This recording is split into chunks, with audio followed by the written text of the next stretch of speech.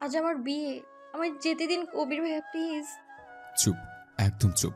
আমার জীবন নষ্ট করে আমার ডিলাকে আমার জীবন থেকে কেড়ে নিয়ে এখন তো বিয়ে করে নিজের জীবন সাজাবি ভাবছিস? মাহি কবিরের কথায় কিছু না বুঝে চেয়ে আছে। অসম্ভব মায়াবী দেখতে মেয়েটিকে বধূ বেশে সুন্দর লাগছে, কিন্তু তার সৌন্দর্য আর মায়াবী মুখখানা দেখেও কবিরের কোনো মায়া হলো না। তেজ নিয়ে বলল, এমন মুখ করে আছিস কেন? যেন ভাজা মাছটা উল্টে খেতে জানিস না?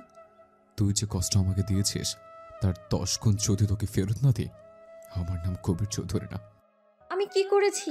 কবির রেগে মাহির মুখ চেপে ধরে বলে, আমার জীবন নষ্ট করে এখন আমার জীবন আমার থেকে কেড়ে নিয়ে এখন বলছিস কি করেছিস? মাহি ব্যথায় কুঁকড়ে ওঠে। কবির এতটাই হিংস্র রূপে আছে যে মাহিকে মেরে ফেলতেও দুবার ভাববে না। কবির কথাগুলো বলে ধাক্কা দেয় মাহিকে। ছুটে গিয়ে দেওয়ালে ঠাস করে লাগে মাথায়। কপাল কেটে রক্ত।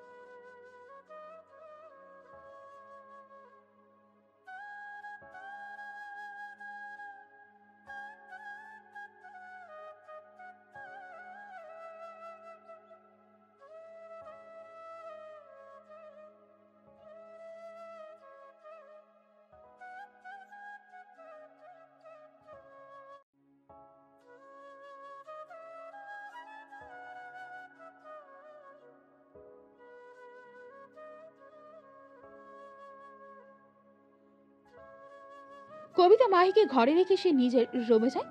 মাহি কোনো দিক না তাকিয়ে চুপ করে সোফায় গিয়ে বসে। শরীর বড্ড অচল লাগছে তার। শরীরের সাথে তো নিজেকে মানিয়ে নিয়েছে, কিন্তু মনের অজানা প্রশ্নগুলো তাকে কুড়ে কুড়ে খাচ্ছে। সে এমন কি করেছে যার জন্য তাকে এত বড় শাস্তি পেতে হচ্ছে?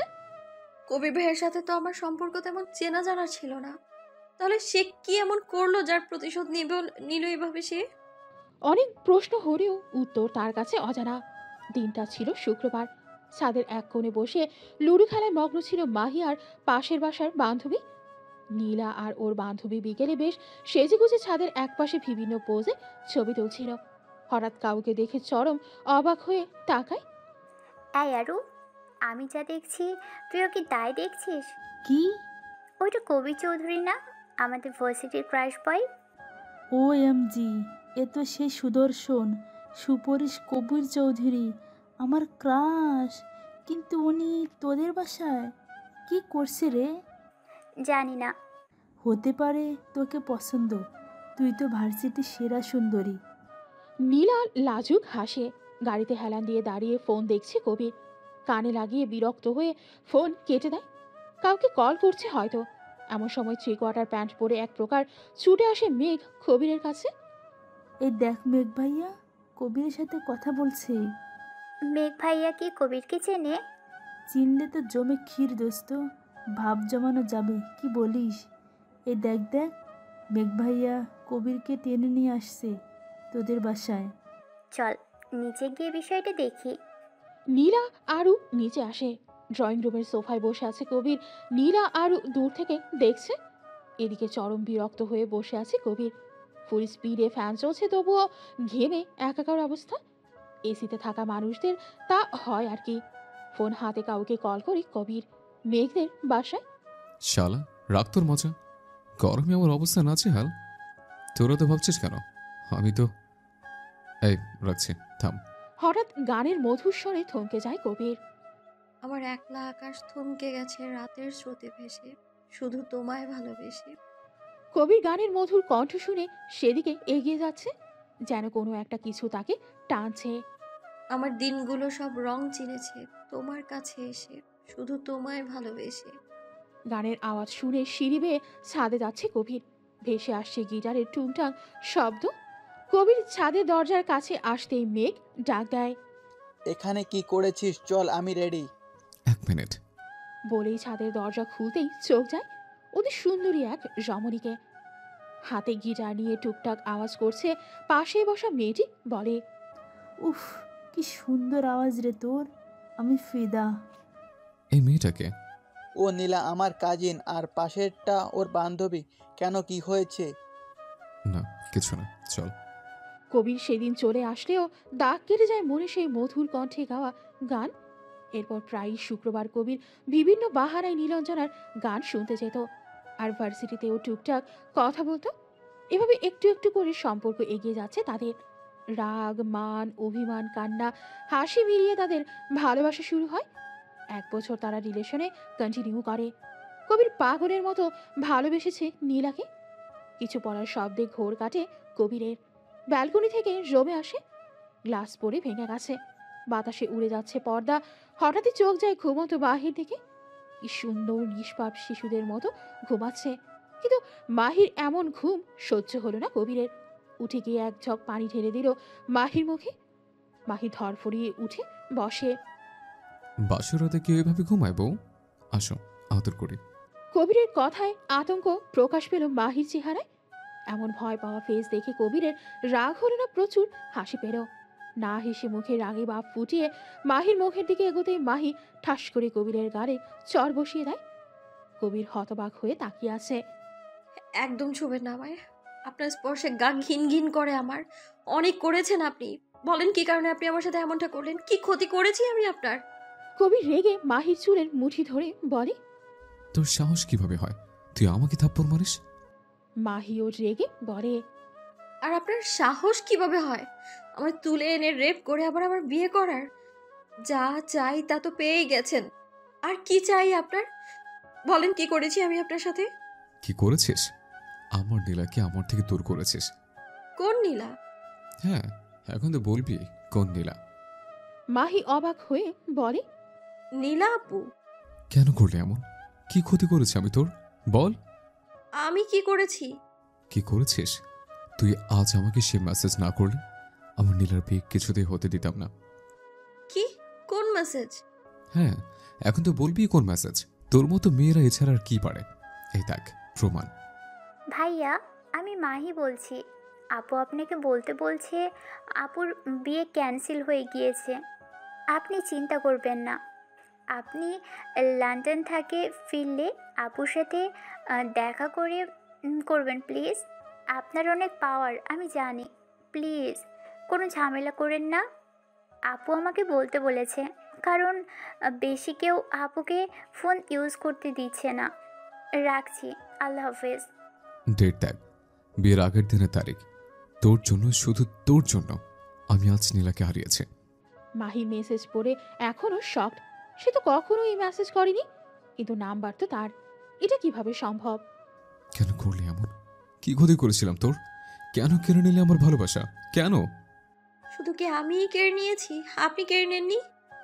যদি কখনো জানতে পারেন আমি নির্দোষ, ফিরিয়ে দিতে পারবেন আমার সম্মান?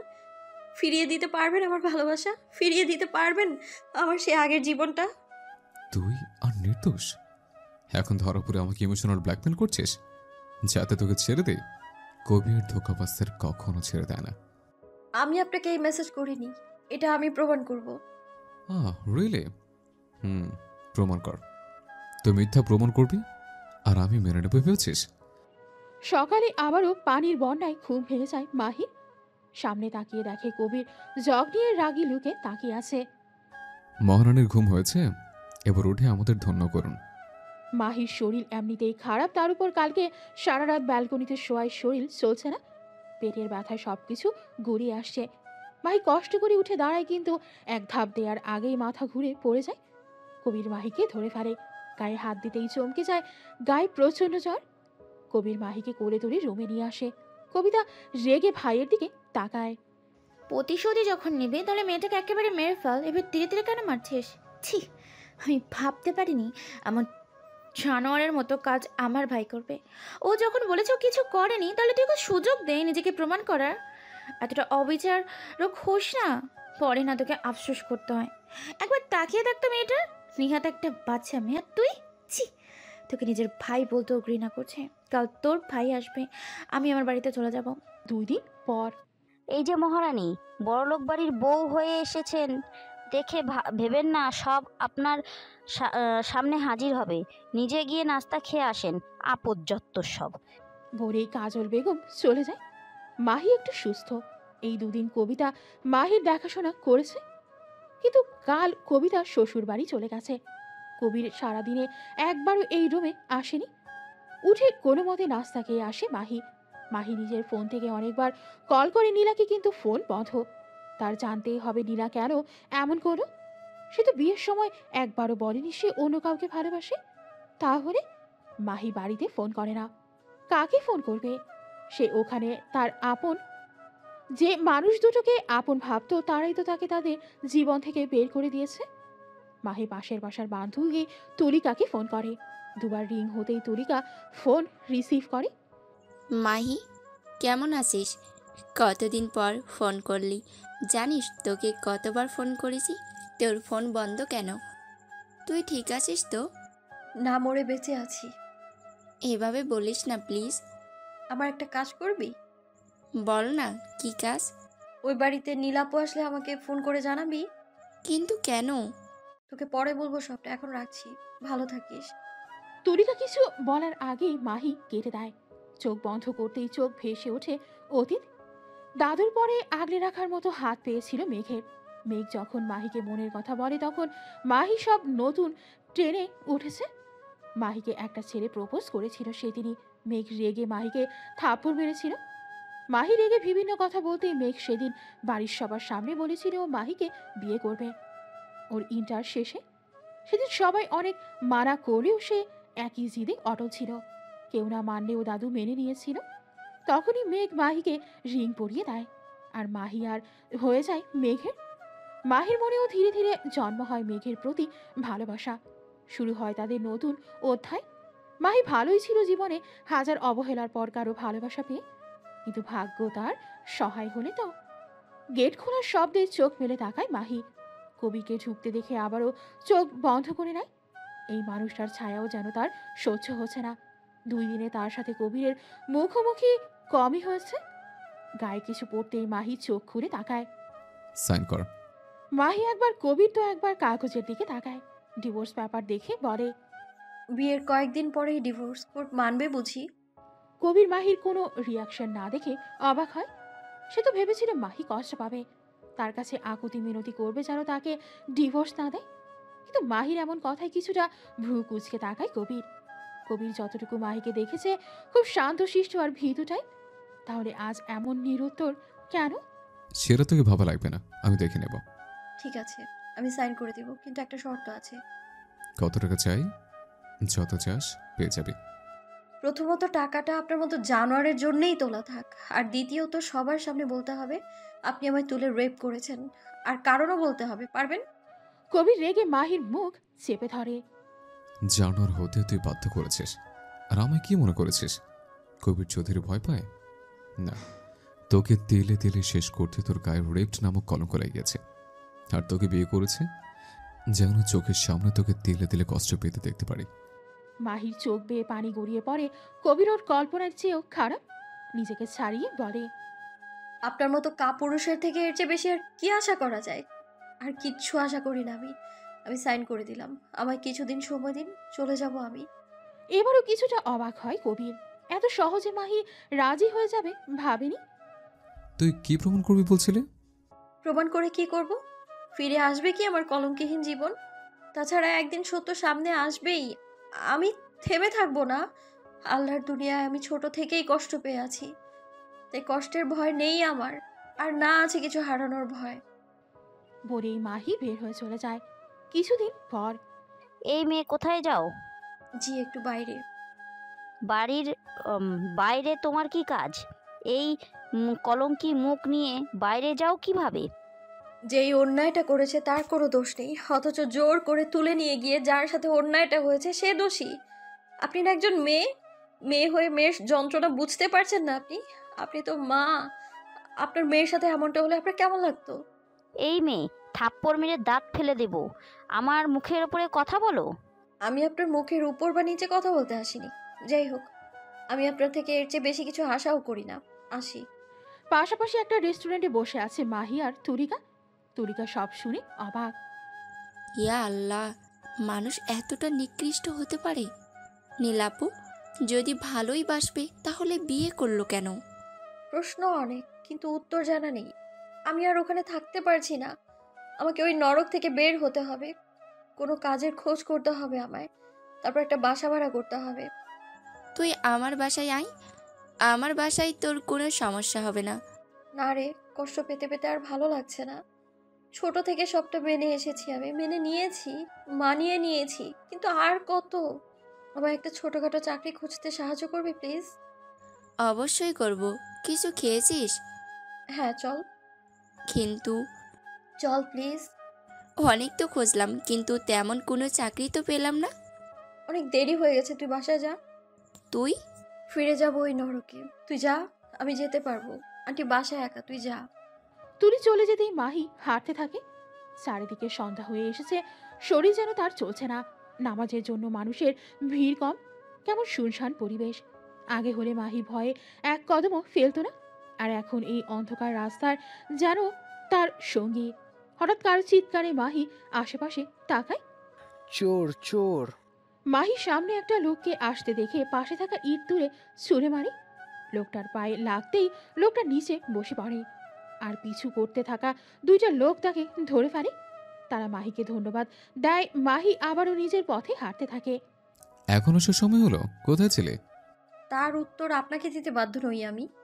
কি বললি? খুব সাহস বেড়েছে, তাই না? আপনি আর এখন আমার স্বামী নন, তাই আমি কোথায় গিয়েছি সেটা আপনাকে বাধ্য নই আমি। তুই রাত ভরে ফষ্টি নষ্টি করবি আর আমাকে বলতে বাধ্য নয়? ভাষা ঠিক করুন।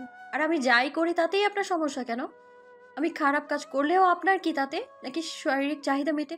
মাহি ছিটকে পরে খাটের কোণায় মাথা কিছুটা ছিলে যায়। কবির রাগে টকবক করে বের হয়ে যায়। মাহি চুপচাপ বসে থাকে। এত ব্যথা সহ্য করে এই ব্যথা তার কাছে তুচ্ছ। রাত প্রায় 2:30। কবির রুমে এসে দেখে মাহি আগের মতো সেখানেই বসে গুটিসুটি মেরে ঘুমাচ্ছে। কপালের ক্ষত এখনো শুকায়নি, রক্ত জমাট বেঁধে আছে। কবির বক্স তুলে ঔষধ বের করে কাটা জায়গায় লাগিয়ে দেয়। ব্যথায় ঘুমের মাঝেও কেঁপে ওঠে। কবির সেখানেই বসে পড়ে। মাহি গরম কিছুর সন্ধানে কবিরকে জড়িয়ে ধরে। কবির মাহির দিকে তাকিয়ে আর নিজেকে ছাড়িয়ে নেয় না। কেন জানি শান্তি লাগছে। আজানের শব্দে ঘুম ভেঙে যায় মাহির। কবিরকে নিজের এত কাছে দেখে ছিটকে সরে আসে মাহি। মাহি সরে আসতেই কবির পড়ে যেতে লাগলে জড়িয়ে ধরে মাহি। কবিরের গা বেশ গরম হয়ে আছে। মাহি কপালে হাত রেখে বুঝতে পারে কবিরের জ্বর এসেছে। মাহি কোনো মতে তুলে বিছানায় শুইয়ে দেয়। কাঁথা টেনে ফ্রেশ হয়ে নামাজ পড়ে নেয়।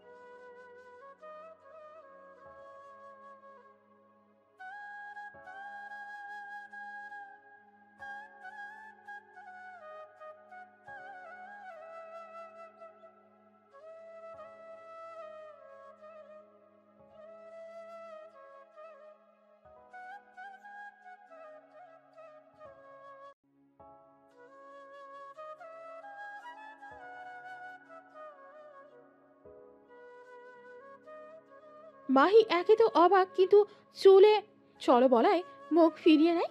কবির ওর পাশে বসে বলে, কোনো সিনক্রিয়েট ছাড়া আমার সাথে যাবে নাকি তুলে নিয়ে যাব? দেখুন আপনি।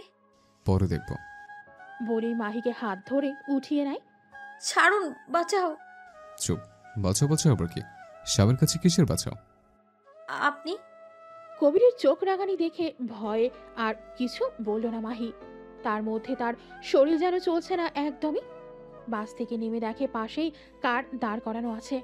কবির মাহির ন্যাকাপটা খুলে দেয়, ভেতরে বসিয়ে এসি অন করে দেয়। মাহি দুর্বল চোখে সবটা দেখছে, কিছু বলার শক্তিও পাচ্ছে না। কবির রুমাল ভিজিয়ে মাহির মুখ মুছিয়ে দেয়, কুড়ি করতে বলে একটা জুসের বোতল তার দিকে এগিয়ে দেয়। খেয়ে নাও, বেটার লাগবে। মাহি খাবে না বললে রেগে বলে, খাবে নাকি খাওয়াবো? মাহি একটু খেয়ে নেয়। দুর্বল মাহিকে জড়িয়ে ধরে গাড়ি চালাতে ইশারা করে ড্রাইভারকে। মাহি নিজেকে ছাড়াতে চাইলেও পারে না, বিন্দুমাত্র শক্তি নাই, তবুও ছাড়াতেই হবে। শুয়ে থাকো। মাহি শুয়েই ঘুমিয়ে পড়ে। কবির মাহির মুখের দিকে তাকিয়ে চোখ নিচে কালি পড়েছে। চোখে মুখে স্পষ্ট টায়ার্ডনেস মাহির কপালে চুমু দিয়ে ভালোভাবে জড়িয়ে ধরে। মাহির ঘুম ভাঙতেই নিজেকে পরিচিত রুমটায় দেখে হানিফা বেগম পাশেই বসে আছে। এখন কেমন লাগছে? ভালো। আমি এখানে কিভাবে? স্যার নিয়ে এসেছে। মাহির সব কথা মনে পড়তেই চোখ মুখ শক্ত করে ওঠে। তখনই রুমে প্রবেশ করে মেঘ। মেঘকে দেখে এক দফা অবাক হয়ে তাকায় মাহি। মেঘ মাহির পাশে বসে। কেমন আছিস? তুমি এখানে? এতটা রাগ মাহি, একবারও কল করিসনি, নিজের ফোন নাম্বারও চেঞ্জ করেছিস। রাগ? রাগ কেন করব? মাফ করে দে মাহি, আই অ্যাম সরি, আমি তোর প্রতি অন্যায় করেছি। বলে মাথা নিচু করে ফেলে। তুমি কিভাবে জানো আমি এখানে? রাস্তায় তোকে আর কবিরকে একসাথে কবিরের গাড়িতে উঠতে দেখেছি। কবির তোর সাথে রুড ব্যবহার করেছিল। আমি আসার আগেই তোকে গাড়িতে তুলে, তাই ওর গাড়ির পিছু করতে করতে এখানে এসেছি। মাফ করে দে মাহি, আমি এই যন্ত্রণা নিয়ে আমি আর পারছি না মাহি। প্লিজ মাহি, ফিরে চল না, আমরা নতুনভাবে আবারও শুরু করব। বল। দয়া করে চলে যান, আমি কাউকে চাই না আমার জীবনে। এভাবে কেন বলছিস মাহি? আমি মানছি আমি ভুল করেছি। তুমি কোনো ভুল করনি, আমার ভাগ্য তো এমনই, আমি মেনে নিয়েছি সেটা। ওদের ভুলের শাস্তি আমরা কেন পাবো মাহি? ওদের ভুল মানে? মাহিকে মেঘ সব বলতেই মাহি চরম অবাক হয়ে তাকায়। নীলাপু কিভাবে এমনটা করতে পারে? ওর করা অন্যায়ের শাস্তি আমি কেন পেলাম? বলেই ঢুকরে কেঁদে ওঠে মাহি। মাহিকে আগলে নেয় মেঘ।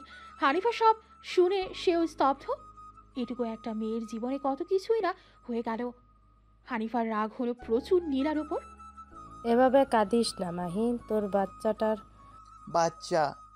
মেঘ অবাক হয়ে বলে, বাচ্চা? মাহি নিজের পেটে হাত রাখে, আবারও ঢুকরে কেঁদে ওঠে। তুই প্রেগনেন্ট? হ্যাঁ, মাহি প্রেগনেন্ট। পিছে তাকিয়ে কবিরকে দেখে অবাক হয় মাহি মেঘ। মেঘ মাহির হাত ধরতেই কবির এক ঝটকায় ওর হাত সরিয়ে নিয়ে বলে, দূরে থাক মেঘ আমার বউ বাচ্চা থেকে। মেঘ হেসে ওঠে। ডিভোর্স দিয়ে বউ বলছিস কোন মুখে? কি বলেছে আমি ডিভোর্স দিয়েছি? শুধু সাইন করেছে ওকে ভয় দেখানোর জন্য, কষ্ট দেওয়ার জন্য। তাছাড়া দুইবার বিয়ে করে বউকে ডিভোর্স তো দুইবারই দেওয়া উচিত। দুবার মানে? মানে মাহি ওয়াজন্ট রাইপড এটা বলবো না, তবে ওকে তুলে নিয়ে গিয়ে এটা কাগজে সাইন করেছিলাম, সেটা রেজিস্ট্রি পেপার ছিল। মাহির মনে পড়তেই সে চমকে তাকায়। মনের কোণে কি যেন হালকা হয়ে যায়, হয়তো সন্তান অবৈধ না এটা ভেবে। তুই যা করেছিস তার জন্য আমি তোকে ছাড়বো না। ছাড়বে কিনা সেটা তোর ব্যাপার, আমার বউ আর সন্তান থেকে দূরে থাকবে, সেটা না হলে আমি তোকে ছাড়বো না। ধমকাচ্ছিস? সেটাই মনে কর। আমি অনেক খুশি জানিস, আমার সন্তানের পৃথিবীতে আসবে। কোন সন্তান? মাহির কথায় অবাক হয়ে তাকায় মেঘ, কিন্তু কবির অবাক হয় না। একদম নিজের সন্তান বলে দাবি করবেন না। কি গ্যারান্টি এটা আপনার সন্তান? এই সন্তান আমার কাছে একটা রেপিস্টের সন্তান, আর আমি তো ফষ্টি নষ্টি করে বেড়াই, হতে পারে। কিছু বলার আগেই কবির ভয়ানক কাণ্ড করে বসে। সবার সামনে মাহির মুখ আটকে দেয়। হানিফা বেগম মাথা নিচু করে বেরিয়ে যায়। মেঘ রেগে বেরিয়ে যায়। মাইকে ছেড়ে ওর মুখের দিকে তাকায় কবির। মেয়েটা শক্ট হয়ে আছে। হেসে ওর কপালে ঠোঁট ছোঁয়ায়। চোখ দিয়ে গড়িয়ে পড়ে পানি। মাহি অবাক হয়, কাঁদছে কবির। কবির মাহির মুখটা সামনে এনে বলে, আমি মানছি আমি যা করেছি তা ঠিক করিনি, কিন্তু বিশ্বাস কর, তাতে আমার বিন্দু মাত্র আফসোস নেই। আমার করা অন্যায়ের শাস্তি আমার সন্তানকে দিও না। তোমার যে শাস্তি দেওয়ার আমাকে দাও। আমি টু শব্দও করবো না। তুমি যা বলবে তাই করব। যা বলবো করবেন? বলে দেখ। আমায় ডিভোর্স দিয়ে দিন। আমি পারবো না আপনার সাথে থাকতে। আমি জানি আপনি আমায় জোর করে আপনার সাথে থাকতে বাধ্য করবেন, কিন্তু আমি পারবো না থাকতে। কবির বিচলিত হয় না, খুব শান্তভাবে বলে। দিব। অবাক হয়ে তাকায় মাহি। কবির যে মেনে যাবে ভাবতেই পারিনি। তবে একটা শর্ত আছে। শর্ত? আমি জানি তুমি আমাকে ভালোবাসো না, ভালোবাসতে পারবেও না, এতে তোমার দোষ নেই। তবে শর্ত এটা যে আমার সন্তান এই পৃথিবীতে আসার পর তুমি আমাকে দিয়ে দেবে। মা হিসেবে কোনো অধিকার দেখাতে পারবে না। এরপর তুমি তোমার জীবন মেয়েকের সাথে শুরু করতে পারো। ও আমারও সন্তান। হ্যাঁ, আমি অস্বীকার করছি না। আমার বেঁচে থাকার জন্য আমার সন্তান আমার চাই। আমি চাই না আমার সন্তান তোমাকে ঘৃণা করুক। তাছাড়া তোমাদেরও তো ভবিষ্যতে। আর কিছু বলতে পারলো না কবির। গলা ধরে আসছে তার। উঠে বাইরে যেতেই নজরে পড়ে মেঘকে। এক পলক তার দিকে তাকিয়ে চলে যায়।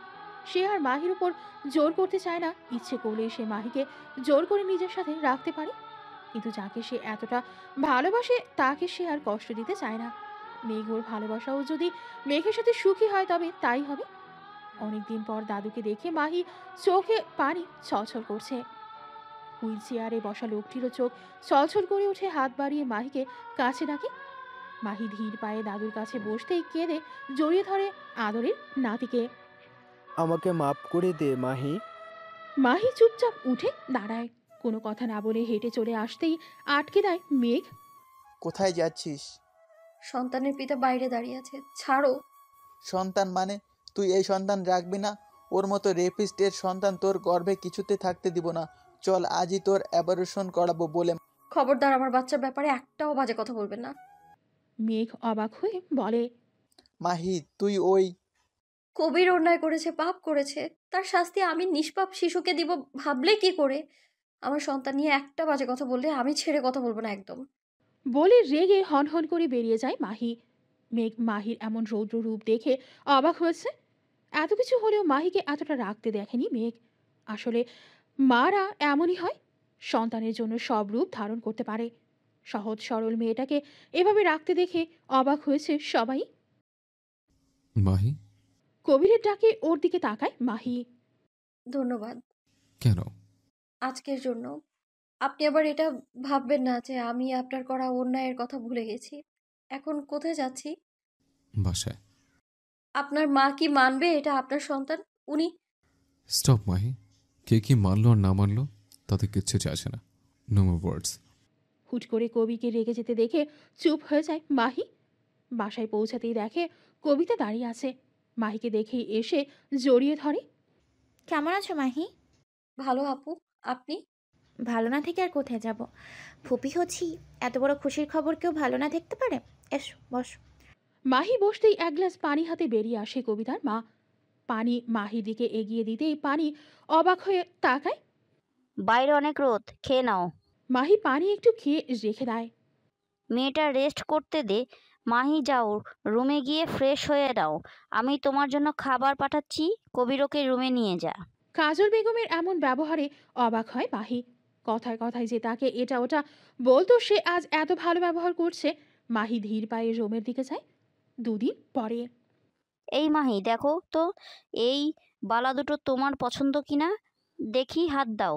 বিয়ের পর মেয়েদের হাত খালি থাকতে নেই, এটা সবসময় পরে থাকবে। এইটা আমার শাশুড়ি আমাকে দিয়েছে। কাজল বেগম কিছুক্ষণ থেমে বলে। আমার ব্যবহারে অবাক হচ্ছ? আমি জানি তোমার সাথে অনেক খারাপ ব্যবহার করেছি। আমি সব সত্যি জেনেছি। আমার ছেলের করা কাজের জন্য আমি লজ্জিত। এই রাগ, এই জিদ সবটাই ওর বাবা থেকে পেয়েছি। 15 বছর বয়সে এই বাড়ির বউ হয়ে এসেছিলাম। নিজের পরিবার আর ভালোবাসা ছেড়ে চলে এসেছিলাম এই পরিবারে। নিজের পরিবার আর ভালোবাসা ছেড়ে চলে এসেছিলাম এই পরিবারে।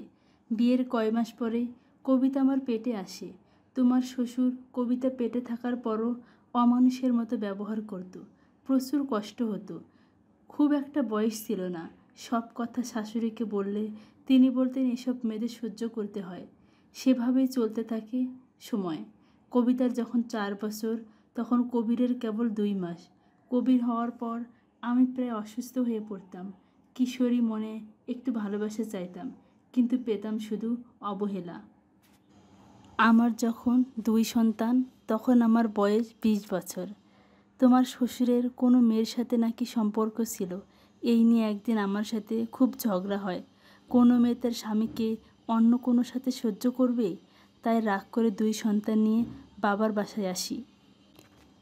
দেখা হয় তখন প্রিয় সেই মানুষটার সাথে, কিন্তু ততদিনে মানুষটাকে আর মনের মধ্যে রাখিনি। তোমার শ্বশুর যত খারাপ হোক না কেন, স্বামী হিসেবে সম্পূর্ণভাবে মনে মনে তাকেই জায়গা দিয়েছিলাম। দেখা হলে জিজ্ঞেস করতো কেমন আছি, বাচ্চারা কেমন আছে। আমি ভালোই বলতাম। এভাবে মাঝে মাঝে দেখা হতো। একদিন ভাবলাম পড়াশোনা শুরু করব। আবারও ক্লাস 8-এ ভর্তি হলাম। নিজের মতো নিজেকে তৈরি করব। বাবাকে অনেক বুঝিয়ে সেদিন স্কুলের উদ্দেশ্যে রওনা হলাম। বাচ্চা দুটোকে রেখে মাঝপথে প্রচুর বৃষ্টির কারণে আশ্রয় নিয়েছিলাম সেই চোনা লোকটার বাসায়। বাসায় তার কেউ ছিল না সেদিন। একটা বিপদে পড়া মেয়েকে আশ্রয় দিয়েই হয়তো ভুল করেছিল সেদিন। মাহি আগ্রহ নিয়ে তাকায়। বৃষ্টি কমতে কমতে প্রায় বিকেল হয়ে গেছিল। চারদিকে ঘন অন্ধকার ডুবেছিল পরিবেশ। বাইরের এক কোণায় গুটিয়ে বসেছিলাম আমি। তার দেওয়া একটা পোশাক গায়ে দিয়ে ওনার মায়ের একটা শাড়ি ছিল। বাচ্চাদের জন্য চিন্তা হচ্ছিল। কবিতা একটু বড় হলেও কবির বেশ ছোট ছিল। আমাকে চিন্তা করতে দেখে উনি আমাকে বাড়ি পর্যন্ত এগিয়ে দিয়ে আসে, সেই ওই বাদলের দিনে। আর সে ঝড়ের মধ্যে তখন ভিজতে ভিজতে আসছিল তোর শ্বশুর। আমাদের একসাথে দেখে উনি কোনো কিছু না জেনেই তা ভেবে বসে থাকে। তোমার শ্বশুর আমাকে বাড়িতে তুলবে না কিছুতেই। বাচ্চাদের নিয়ে উনি ফিরে আসে। এরপর কেটে যায় 5 বছর। ছেলে মেয়েদের মুখ পর্যন্ত আমাকে দেখতে দেওয়া হয়নি এই 5 বছরে। ছেলেটা বড় হয়েছিল, মেয়েটাও বড় হয়েছিল। একদিন আমার শ্বশুর আসে আমাদের বাড়িতে। উনি আমাকে আবার এই সংসারে ফিরিয়ে আনে। শুরু হয় আবারও সেই সংসার। এই সংসারে আমি সব পেলেও আমার ছেলেকে পাইনি। ও কখনো আমার কাছে আসতো না। ধীরে ধীরে বড় হতে থাকে আর আমার থেকে দূরত্ব বজায় রাখে। তারপর থেকে এভাবেই চলছে। আমি থেকেও ওর জীবনে কোথাও নেই। এরপর ওর বাবা মারা যাবার পর আমাকে বলে আমি নাকি কারোর সাথে পালিয়ে গেছিলাম, আমি খারাপ। তারপর থেকে এভাবেই চলছে। আমার ছেলে তোমার সাথে যে অন্যায় করেছে তা ক্ষমার অযোগ্য, কিন্তু ওর সাথেও যে ধোঁকা হয়েছে। ভালো তো তোমাকে বাঁচত, শুধু চিনতে পারেনি। আমি তোমাকে এসব বলে ছেলের সাফাই গাইছি না। তোমার জীবনে তুমি যেই সিদ্ধান্ত নাও, আমি সবসময় তোমার সাথে আছি। আর তোমার সাথে করা খারাপ ব্যবহারের জন্য আমাকে ক্ষমা করে দিও। আজ থেকে তুমি আমাকে মা বলে ডাকবে। যতদিন তুমি থাকবে আমাকে মা বলেই ডাকবে, কেমন? দেখছো কত কথা বলছি। আমি তোমার জন্য খাবার নিয়ে আসি। এই সময় একটু বেশি বেশি করে খেতে হয়। মাহি কাজল বেগমের যাওয়ার দিকে তাকিয়ে একটা দীর্ঘশ্বাস ফেলে। জীবন কোথায় থেকে কোথায় মোড় নিচ্ছে নিজেই যেন বুঝে উঠতে পারছে না। রাতে বেশ দেরি করে বাসায় ফেরে কবির। রুমে এসে মাহিকে বসে থাকতে দেখে অবাক হয় কবির। কি হয়েছে, ঘুমাওনি? শরীর খারাপ? ডক্টর ডাকবো? না। তাহলে তুমি জেগে আছো কেন? কি ফুচকা, তাও এত রাতে? হুম। কাল খেও, এখন ঘুমাও। ঠিক আছে। বলে খাটে শুয়ে পড়ে। কিছুক্ষণ পর প্লেটে ফুচকা নিয়ে এসে মাহিকে ডাক দেয়। মাহি, হুম। নাও খাও। মাহি ফুচকা দেখে অবাক হয়ে বলে, আপনি ফুচকা পেলেন কোথায়, তাও এত রাতে? ফুচকা নিয়ে এসেছিলাম তোমার জন্য। ভাবলাম এতবার বমির পর একটু চটপটে খাবার যদি তোমার ভালো লাগে। তখন দিলেন না কেন? তুমি জোর করলে না কেন? শুনেছি মেয়েরা নাকি ফুচকা খাওয়ার জন্য জোরদার আবদার করে। আমিও করি। দাদুর সাথে বাইরে গেলে ফুচকা খেতামই। দাদু খেতে দিতে চাইতো না, তবু জোর করে খেতাম। মেঘ ভাইয়ার কাছেও জোর। আর কিছু বলল না মাহি। কবিরের রাগ হলো মেঘের নাম শুনে নিজেকে শান্ত করে বলে, আমার বাচ্চা না হওয়া পর্যন্ত তোমার যা আবদার সব করবে আমার কাছে। পরে তুমি যার কাছে ইচ্ছে তার কাছেই করো। বলে বাইরে চলে যায়। মাহি হতভম্ব হয়ে আছে। হুট করে রেগে গেল কেন? এভাবে 1 মাস কেটে যায়। মাহির পেটটা একটু উঁচু হয়েছে, মাহি সেটাই দেখছে। কবির রুমে ঢুকে দেখে মাহি পেট দেখছে। কবির মাহির কাছে এসে বলে, চলো, দেরি হয়ে যাবে। তোমার চেক আপ করে আমি অফিস যাব। হুম। মাহি আর কবির বসে আছে গাড়িতে, কেউ কোনো কথা বলছে না। মাহি 1 মাস আগে খেয়াল করেছে কবির ছোট ছোট জিনিসের খেয়াল রাখলেও ওর সাথে তেমন একটা কথা বলে না। শুনুন। কি হয়েছে? শরীর খারাপ করছে? না, তাহলে আমি আইসক্রিম খাবো। কবির বাড়তি কোনো কথা না বলে মাহিকে আইসক্রিম কিনে দেয়। মাহি আইসক্রিম বাচ্চাদের মতো করে খাচ্ছে, ঠোঁটের আশেপাশে লেগে আছে। হসপিটাল পৌঁছাতে পৌঁছাতেই মাহি দুটো আইসক্রিম শেষ করে ফেলে। আরও দুটো আছে রেখে দিলে গলে যাবে, তাই বাকি দুটো পথ শিশুকে দিয়ে দিল। কবির এগিয়ে এসে মাহির মুখ মুছিয়ে দেয়। মাহিকে ধরে সিঁড়ি বেয়ে ওপরে ওঠে। লিফটে বুকে মাহিকে কবিরকে জড়িয়ে ধরে। লিফটে মাহির ভয় করে। কবির ছোট একটা দীর্ঘশ্বাস ফেলে আগলে রাখে মাহিকে। জি। কবির মাহিকে নিয়ে বেরিয়ে আসে। লিফটের বুকে মাহিকে আগলে ধরে কবির নিজে থেকে। এতে মাহি কিছুটা অবাক হয়। লিফটের নিচ থেকে জড়িয়ে ধরে না কবির। মাহি মুখটা তুলে কবিরকে দেখে আবারও মাথা নিচু করে নেয়। লিফটের দরজা খুলে ঢুকে মেঘ। মেঘ জানে মাহি লিফটে উঠতে ভয় পায়, তবে মাহিকে কবিরের কাছে দেখে রাগ হয় তার। কেমন আছেন শালাবাবু? মেঘ বিরক্ত হয়ে বলে, ডোন্ট মি দ্যাট। শালাকে শালা ডাকবো না তো কি ডাকবো?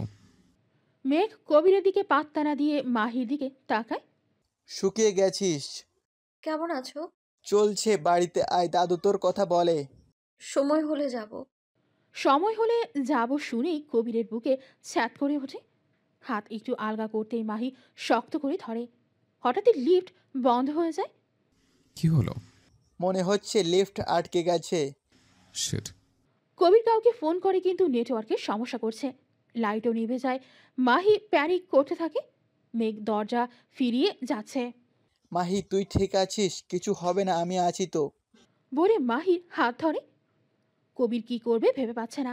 মাহি প্যানিক করছে, তাই আপাতত ওকে সামলাতে হবে। মেঘ, তুই ওকে দেখ, আমি দরজা খোলার চেষ্টা করছি। কবির মাহির হাত মেঘের হাতে দেয়। দরজা খোলার চেষ্টা করেও ব্যর্থ হয়ে যায়। মাহির দিকে তাকিয়ে দেখে মাহির শ্বাস নিতে কষ্ট হচ্ছে। কবির মাহির দিকে এগিয়ে হাত ধরতেই মাহি কবিরকে জড়িয়ে ধরে। কবির মাহির হাতটা ছাড়িয়ে বলে, 1 মিনিট মেঘের কাছে থাকো, আমি দরজা খোলার চেষ্টা করি। মাহি আরো শক্ত করে জড়িয়ে ফুপিয়ে ওঠে। কবির মাহির দুগালে হাত রেখে মুখটা উঁচু করে। আমার বাচ্চা বলেই ফুফিয়ে ওঠে। কিচ্ছু হবে না আমাদের বেবের, আমি আছি তো, জোরে শ্বাস নাও, কিচ্ছু হবে না। মাহি একটু শান্ত হলে কবির ওর মাথা বুকে চেপে ধরে বলে, শোনো। ধূপ ধূপ শব্দ মাহির কান পৌঁছাতেই মাহি চুপ হয়ে যায়। কবির মাথায় বার কয়েক চুমু দিয়ে চোখ বন্ধ করে নেয়। মেঘ নিঃশব্দে সবটা দেখছে। একটু পরেই লিফটের দরজা খুলে যায়। কবির মাহিকে নিয়ে বের হয়। ডক্টর সামনেই ছিল, তিনি দ্রুত মাহিকে চেক আপ করে। ঠিক আছে, ভয় পেয়েছে শুধু।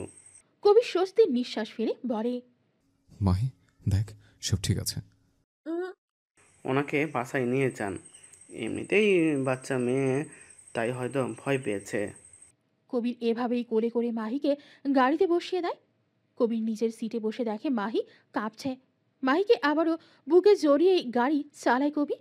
দূর থেকে ওদের যাওয়া দেখে দীর্ঘশ্বাস ফেলে মেঘ। কাজল বেগম মাহিকে অচেতন দেখে ভরকে যায়। মাহি ঘুমিয়ে আছে। কথাটা বলেই নিজের রুমে নিয়ে যায় কবির। শুইয়ে মাথায় চুমু দিয়ে উঠতে গিয়েও পারল না। মাহি তার শার্ট খামচে ধরে রেখেছে। এত জোরে ধরেছে যে শার্টের বোতাম ছিঁড়ে বুকের খানিকটা দেখা যাচ্ছে। কবির মাহির ঘুমন্ত মুখের দিকে তাকিয়ে আছে। বেবিকে দিয়ে কি চলে যাবে মাহি? পারবে কি তোমার ছাড়া থাকতে? আমার বাচ্চা পারবে কি তোমার ছাড়া বাঁচতে? এইভাবে আঁকড়ে ধরে রেখো না প্লিজ। কবিরের চোখের পানি ছলছল করছে। কবির পাশেই শুয়ে মাহিকে বুকের মাঝে আগলে নেয়। তখন ডক্টর ইঞ্জেকশন পুশ করেছিল, তাই মাহি ঘুমাচ্ছে। মাহির ঘুম ভাঙতেই পিট পিট করে চোখ খুলে নিজেকে কবিরের বাহু জোরে দেখে ছট করে উঠে বসে। কবিরেরও ঘুম ভেঙে যায়। মাহির দিকে তাকিয়ে দেখে সে মাথা নিচু করে বসে আছে। এখন ঠিক আছো? আপনার বুকের কাছে রক্ত কেন? বিড়াল খামচে দিয়েছে। ম্যাম, আপনি যে আমাকে সেই লিফট থেকে জড়িয়ে ধরেছিলেন, এটা তার প্রমাণ। সরি। সরির কিছু নেই, আমার বাচ্চার জন্য আমি সব করতে পারি। এটা তো সামান্য ব্যাপার। মাহি মন খারাপ করে বিড়বিড় করে বলে, শুধু বেবির জন্য করছে মাহি। নিজেকে এতটাও ভাগ্যবতী মনে করিস না। বেবি হলেই তোর প্রয়োজন শেষ। প্রয়োজন কখনো প্রিয়জন হয়ে ওঠে না। মাহিকে বিড়বিড় করতে দেখে কবির বলে, কি বিড়বিড় করছো? মাহির হঠাৎই রাগ হয়, রেগে বলে, তাতে আপনার কি? মাহিকে প্রথম এভাবে রাখতে দেখে ভোরকে তাকায় কবির। তুমি রাখতেও জানো? কবিরের কথায় আরো রাগ হচ্ছে মাহির। না, আমি কেন রাখতে পারবো? রাগ তো শুধু আপনার মতো মহান মানবের জন্য। মাহি বিড়বিড় করতে করতে বাইরে চলে যায়। নিচে আসতেই কাজল বেগম মুচকি হেসে বলে, ঘুম হলো? কিছু খাবি? না, খেতে ইচ্ছে করছে না। না হলেও এই সময় একটু আধটু করে খাবি, তোর শরীরে অতিরিক্ত শক্তি দরকার এখন। তুই বস, আমি তোর জন্য ঝাল ঝাল চাউমিন বানিয়ে আনছি, দুজন বসে গল্প করব। মাহি ঠোঁট এলিয়ে হেসে বলে, ঠিক আছে। শাশুড়ি বৌমা মিলে অনেক গল্প করল। মাহি আবারও ঘুমিয়ে পড়ে। কাজল বেগম মাহির মাথায় হাত বুলিয়ে দেয়। রাত প্রায় 9টা বাজে। কবির মিটিং শেষ করে ফিরতেই দেখে মাহি ঘুমাচ্ছে। ওইখানে এভাবে কেন? কিছু না, গল্প করতে করতে ঘুমিয়ে পড়েছে। যা, ওকে রুমে নিয়ে যা। রাতে আমি খাইয়ে দিয়েছি, তোর জন্য খাবার পাঠিয়ে দিচ্ছি, খেয়ে নিস। কবির মাহিকে কোলে তুলে যেতে যেতে বলে, আপনি না খেলে খেয়ে নিন। কাজল অবাক হলেও মুচকি হাসে। ছেলে তার খোঁজ করছে। ঘুমন্ত মাহির দিকে তাকিয়ে আছে কবির। মেয়েরা খুবই ঘুম কাতুরে। কবির পাশে শুয়ে পড়ে, এপাশ ওপাশ করে ঘুম আসছে না। কবির এবার মাহিকে বুকে টেনে নেয়। শান্তি অনুভব হতেই ঘুমের রাজ্যে পাড়ি জমায়। এভাবেই চলতে থাকে সময়। কেটে যায় আরও 4 মাস। এই 4 মাসে মাহির পেটটা আরও একটু উঁচু হয়েছে। এখন 8 মাস চলছে। হাঁটতে চলতে বেশ কষ্টকর হয়। কবির ল্যাপটপে কাজ করছিল, হঠাৎ মাহির চিৎকারে ছুটে আসে। কি হয়েছে? লাথি মেরেছে। কি? কে? কারো তো সাহস। আপনার গুণধর বাবু। মাহি কবিরের হাত পেটে রাখতেই কিছু অনুভব হতেই কবির অবাক হয়ে বলে, ও নড়ছে, মায়ের রেসপন্স করছে। খুশিতে কবিরের চোখ টলমল করছে। হ্যাঁ মামনি, বাবাই, আমি তোমার বাবা। আবারও লাথি মারে। কবির খুশি হয়ে কান্না করে দেয়। মাহির চুলগুলো তেল দিয়ে দিচ্ছে কবির। তেল দিয়ে চুলগুলো বেঁধেই পায়ের কাছে বসে পড়ে। পা বেশ খানিকটা ফুলে গেছে, তাকে টেপা লাগছে। কবির তেল হাতে মাহির পা মালিশ করে দেয়। মাহি বাধা দেয় না, কারণ শুনবেন না। পপকর্ন খাচ্ছে আর অগ্নি চোখে তাকাচ্ছে মাহি কবিরের দিকে। কবির তো কথা বলায় মগ্ন। এত কিসের কথা তার ফুপির মেয়ের সাথে সে বোঝে না। আর এই মেয়েও বলিহারি এসে একদম জমে গেছে। যায় না কেন? উফ নিতু, তোকে কতবার বলবো যে আমি তোকে ভালোবাসি না। কেন? ওর মাঝে এমন কি আছে তা আমার মাঝে নেই? তাছাড়া বাবু হলে তো আমাকে ছেড়ে চলে যাবে মেঘের কাছে। কবিরের বুকে তীরের মতো বিদ্ধ কথাটা। আমি আমার সন্তান নিয়ে থাকবো, এতে তৃতীয় কাউকে আমার লাগবে না। মায়ের জায়গায় মায়েরই থাকবে। কিন্তু কেন? আমাকে একবার ভালোবেসে দেখো। কবির বিরক্ত হয়ে বলে, নিতু, এক কথা বারবার বলতে ভাল লাগে না। ফুপির জন্য তোকে আমি আজ বোঝালাম। নিতু কবিরের হাত ধরতেই চট করে উঠে বসে মাহি। এখন আর সহ্য হচ্ছে না এইসব। যতই হোক কবির তার বর। রাগে রিরি করে উঠছে শরীর। ডাইনিং ছেড়ে বসার রুমের দিকে হাঁটতেই কিছুর সাথে বেঁধে উপুর হয়ে পড়ো মাহি। বিকট শব্দে পিছে তাকাতেই থম মেরে গেল কবির। ফ্লোরে রক্ত যেন মুহূর্তেই ছড়িয়ে গেল। মাহির আর্তনাদ কানে আসতেও হুট করে হয়ে যাওয়া ঘটনায় শক্ট কবির। পাশে নিতু ধাক্কা দিয়ে কবিরকে ডাকে। কবির হুঁশ আসতেই ছুটে মাহির কাছে যায়। রক্ত ভেজা হাতের দিকে তাকিয়ে আছে, মাথা যেন কাজ করছে না। কাজল বেগমের ডাকে হুঁশ আসে কবিরের। মাহিকে কোলে তুলে নে কবির। কাজল বেগমের কথা যেন কানে বাজতে লাগলো। মাহিকে কোলে তুলে গাড়িতে বসে কবির। কোনো মতে হসপিটাল পৌঁছাতেই ডক্টর নার্স ছুটে আসে। এক কোনায় গুটিয়ে বসে আছে কবির। একটা নার্স তার কাছে ছুটে আসে। ওনার হাজবেন্ড কে? কবির উঠে দাঁড়াতেই নার্সটি বলে, ও আপনি, দেখুন আপনার ওয়াইফের অবস্থা ভালো না। বাচ্চা আর ওয়াইফের মধ্যে যে কোনো একজনকে বাঁচতে হবে। কবির 2 কদম পিছে সরে যায়, ধপ করে বসে পড়ে চেয়ারে। আপনারা কাকে বাঁচাতে চান? কবির থম মেরে আছে। নার্সটি আবারও জিজ্ঞাসা করে কবির বলে, আমার ওয়াইফকে বাঁচান। কবিরের কথায় থমথমে পরিবেশ আরও থমথমে হয়ে গেল। কবিরের চোখ বেয়ে গড়িয়ে পড়ল অশ্রু। ধীরে উঠে বেরিয়ে গেল হসপিটাল থেকে। আজানের ধ্বনি কানে আসতেই মসজিদের দিকে ছুটল কবির। এক নাগারে ফোন বেজে চলছে কবিরের। কবির মসজিদেই বসে আছে, গায়ে তার এখনো ছিটে ছিটে রক্ত লেগে আছে। কবিতার নাম দেখে ফোন ধরে কবির। কানে ফোন ধরতেই ভেসে আসে সদ্য জন্মানো কোনো বাচ্চার আওয়াজ। ওপাশ থেকে কবিতা বলে, শুনতে পাচ্ছিস কবির? তোর বাচ্চার শব্দ। কবিরের চোখ বেয়ে নোনা জল গড়িয়ে পড়ে। অস্পষ্ট স্বরে বলে, মাহি, আপু। তুই জলদি আয়। বলেই ফোন কেটে দেয়। অজানা আতঙ্কে বুক কেঁপে উঠল কবিরের। মাহিকে আবারও হারিয়ে ফেলবে না তো? নিজের শরীরকে কোনো মতো টেনে তুলে গাড়িতে বসে কবির। হাজারো চিন্তা ভাবনা নিয়ে গাড়ি স্টার্ট দেয়। কিছু দূর যেতেই থেমে যায় কবির। সাহসে কুলোচ্ছে না ওর। আবারও সাহস নিয়ে হসপিটাল পর্যন্ত আসে কবির। এলোমেলো পায়ে হেঁটে আসতেই দেখে কবিতা বসে আছে, হাতে তোয়ালে মোড়ানো একটা বাচ্চা। কবির এসেই ধীর কণ্ঠে বলে, আপু, মাহি। কবিতা কিছু বলার আগেই ডক্টর বেরিয়ে আসে। মাহি বেঁচে আছে। মেয়েটা অনেক স্ট্রং আর সাহসীও বটে। এখনও বাচ্চা টাইপ লাগে। ওই যে কথায় আছে না, রাখে আল্লাহ মারেকে। আল্লাহ হায়াত দিলে আমরা তো মানুষ মাত্র। ও র্যাং ফিরে না এখনও।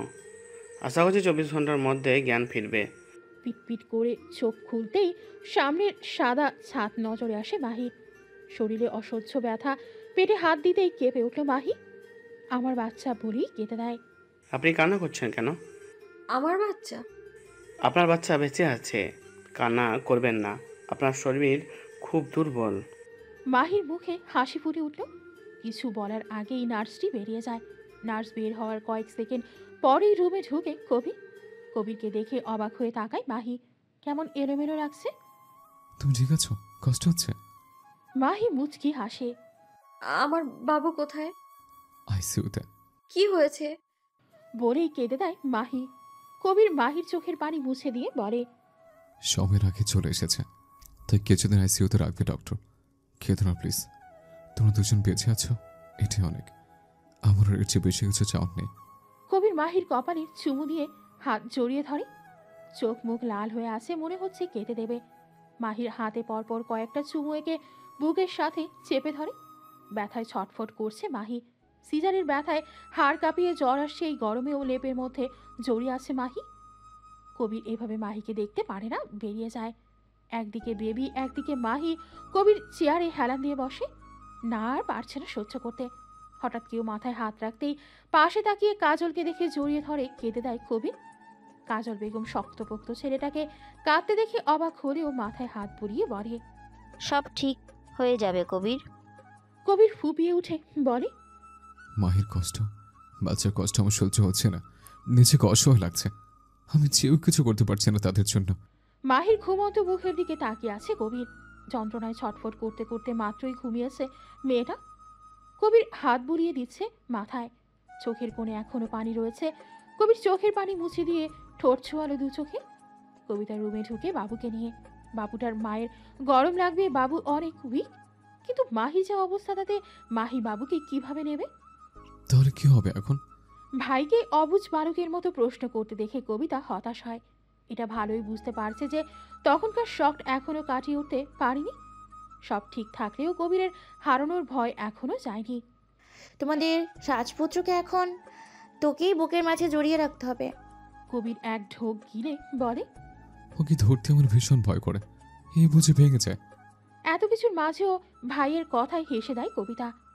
কবির হাসির কারণ না বুঝে বলে, আসতিস কেন?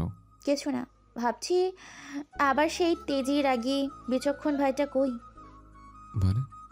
তোর মাঝে আমার ভাইকে খুঁজে পাচ্ছি না কবির। কবির মাথা নিচু করে রাখে। কবিতা ভাইয়ের মাথায় হাত বুলিয়ে দিতেই কবির বাচ্চাদের মতো কেঁদে ওঠে।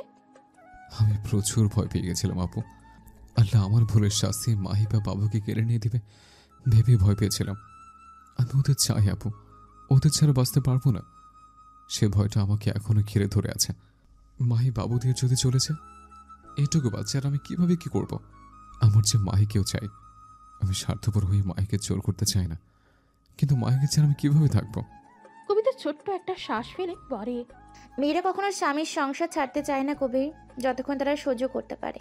মাটি কামড়ে পড়ে থাকে, কিন্তু তুই ওর সাথে যা করেছিস সেটা খারাপ করেছিস। আমি জানি এটা একটা ভুল বুঝাবুঝি থেকেই হয়েছে, তবুও দোস্ত তুইও করেছিস। আর একজন মেয়ে হয়ে ওর প্রতি হওয়া অন্যায় তো আর সমর্থন করতে পারি না বল। এখন এসব ভেবে বুদ্ধিহীন হোস না, আগে বাবুকে তোর বুকে নে, ওর পিঠে এইভাবে হাত বোলাবি। কবির বাবুকে বুকে নিয়ে হাত বোলাতে থাকে। কবিতা দেখে মুচকি হাসে। মাহির জ্ঞান ফিরেই দেখে কবির বাবুকে নিয়ে বসে আছে। মাহির জ্ঞান ফিরেছে দেখে কাজল বেগম তাকে উঠিয়ে বসায়। ওর কি হয়েছে, এভাবে বুকে কেন? কাল সারাদিনও ও আইসিইউতেই ছিল। বাচ্চা এখনো অনেক দুর্বল। একদিকে তুই আর একদিকে বাবু, কি যে গেছে কাল। মাহি কেঁদে দেয়। তা দেখে কবির উঠে এসে মাহির পাশে বসে। কাঁদছো কেন? আমার জন্যই আজ এইসব হয়েছে। আমি তাড়াহুড়ো করে না উঠলে। কবির মাহির মাথায় হাত বুলিয়ে বলে, যাই হোক, তোমরা দুজন বেঁচে আছো, এটাই অনেক। 2টা দিন কেটে যায়।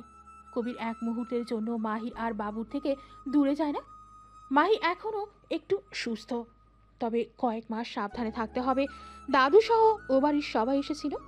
মাইকে নিয়ে যেতে চাইলে কবির যেতে দেয় না। এ নিয়ে মেঘ আর কবিরের কথা কাটাকাটিও হয় কয়েক দফা। আজ ছুটি দিলে তারা বাড়ি চলে আসে। বাসায় এসেই চমকে যায়, পুরো বাসা সুন্দর করে সাজিয়েছে। সামনে ফুল দিয়ে লেখা ওয়েলকাম হোম। কবির মাহির কোলে বাবুকে দিয়ে বলে, একটু শক্ত করে ধরো। বলেই কোলে তুলে নেয়। বাকি সবাই ছবি তুলেছে, ভিডিও করছে। কবির মাহিকে রুমে নিয়ে খাটে বসিয়ে দেয়। বাবুকে পাশে শুয়ে বলে, কিছু খাবে? খেয়েই তো আসলাম। আমি ফ্রেশ হয়ে আসছি। আচ্ছা শুনুন। হুম। না কিছু না। মাহি, আমাকে সব বলবে প্লিজ? যা মনে হয় আমি সব শুনবো। নিজের এতটুকু ক্ষতি করো না প্লিজ। মাহি কবিরের দিকে তাকিয়ে মাথা নিচু করে বলে, পানি খাবো। এত জড়তা কেন মাহি? আমি তোমার স্বামী। মাহি কবিরের দিকে তাকায়। কবিরের সেই তেজি মুখটায় এখন চিন্তার ছাপ বিদ্যমান। সরি। সরি কেন বলছো? সারা জীবন নিজের কাছে নিজেই করে এসেছি, শত অসুস্থতার পরেও। কিছু বলতে কেমন যেন লাগে। অর্ডার করা অভ্যেস নেই তো, তাই হয়তো। এখন থেকে অভ্যাস কর, বুঝলে?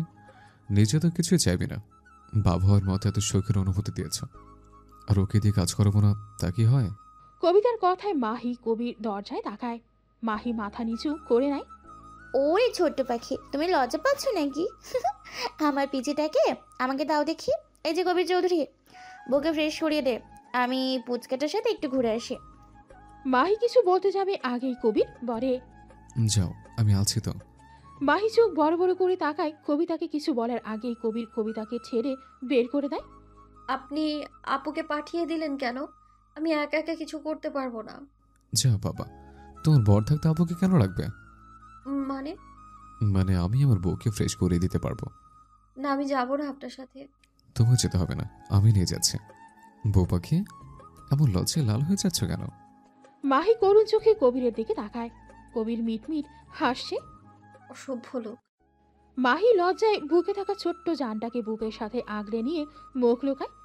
একটু পরে বুঝতে পারে কেউ ওদের দুজনকে জড়িয়ে ধরে রেখেছে। সেটা আর কেউ না, কবির।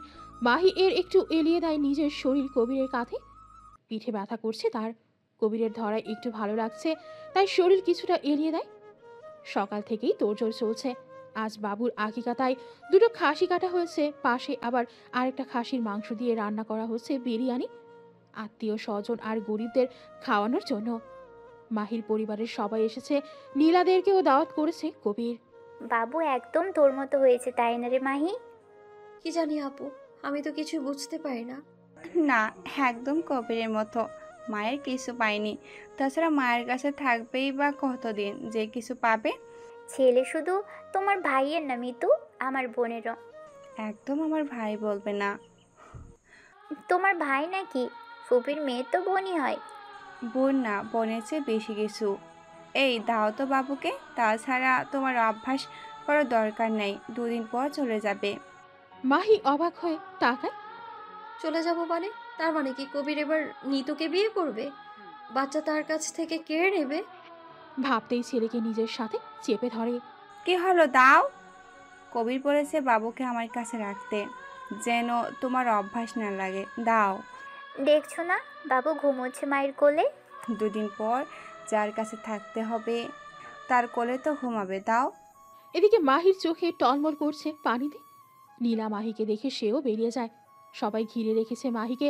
অনেক আত্মীয় এসেছে, তাদের সাথে পরিচয় করিয়ে দিচ্ছে কবিতা আর কাজল বেগম। মাহি সবার সাথে কথা বললেও ওর মন পড়ে আছে বাবুর কাছে। 10 মিনিট হয়েছে নিতু বাবুকে নিয়ে গেছে। এমনিতেই প্রি ম্যাচিওর বেবি, তার উপর দুর্বল কয়েকদিনের বাচ্চা। মাহি এখন ভীষণ কান্না পাচ্ছে। মাহি, মাহি।